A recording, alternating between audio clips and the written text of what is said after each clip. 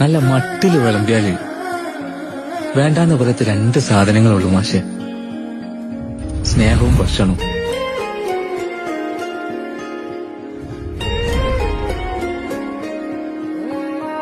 മോനെ,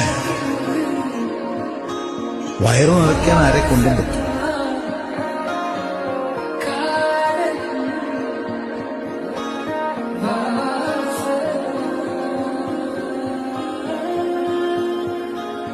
കഴിക്കുന്നവരെ മനസ്സും നിറയണം.